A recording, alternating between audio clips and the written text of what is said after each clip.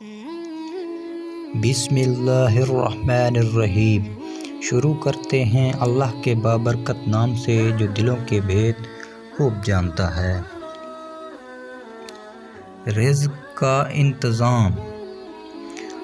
حضرت شیخ سعدی رحمۃ اللہ علیہ بیان کرتے ہیں کہ ایک درویش ایک جنگل میں سفر کر رہا تھا۔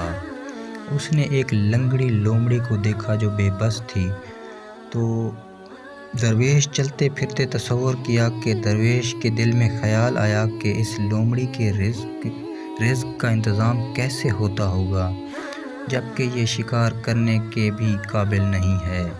درویش ابھی یہ بات سوچ رہا تھا کہ اس نے ایک شیر کو دیکھا جو منہ میں گیدڑ دبائے اس لومڑی کی نزدیک آیا۔ اس نے گیدڑ کے گوشت کا کچھ حصہ کھایا اور باقی وہیں چھوڑ کر چلا گیا۔ لومڑی نے اس باقی کے گوشت میں سے کھایا اور اپنا پیٹ بھرا۔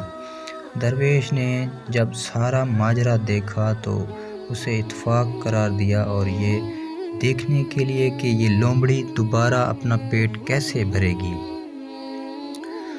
درویش نے وہیں قیام کیا۔ اگلے روز بھی وہی شیر منہ میں گیدڑ دبائے اس جگہ آیا اور اس نے کچھ گوشت کھانے کے بعد باقی ویسے ہی چھوڑ دیا۔ لومڑی نے وہ باقی گوشت کھا لیا اور اپنا پیٹ بھر لیا۔ درویش سمجھ گیا کہ اس کا رزق پہنچانے کا انتظام اللہ کی طرف سے ہے۔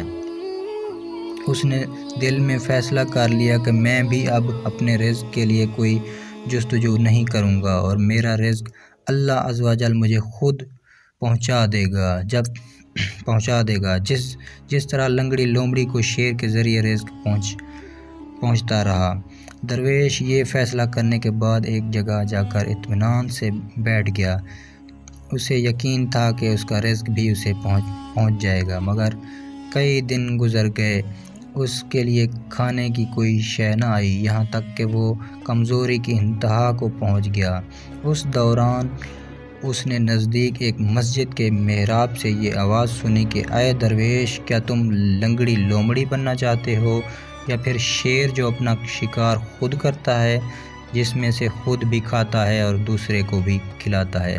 حضرت شیخ سعدی رحمۃ اللہ علیہ اس حکایات میں بیان کرتے ہیں کہ رزق پہنچانے کا انتظام اللہ کی طرف سے ہے، مگر اس کا یہ مطلب نہیں کہ بندہ اچھا بھلا ہو اور وہاں ہاتھ پر ہاتھ رکھ کر بیٹھ جائے کہ اللہ عز و جل جب رزق دینے کا وعدہ کیا ہے تو وہ اسے بیٹھے بٹھائے رزق پہنچائے گا، بلکہ اس کے لیے اس کی جستجو کرنا ہوگی، محنت کرنا ہوگی، پھر اللہ عز و جل سے امید لگانی ہوگی کہ وہ اس کے رزق کا انتظام کرے گا۔ وہ لوگ جو محتاج ہیں اور محنت نہیں کر سکتے، ان کے لیے اللہ عز و جل ایسا انتظام کر رکھا ہے کہ انہیں کا رزق ملتا رہے۔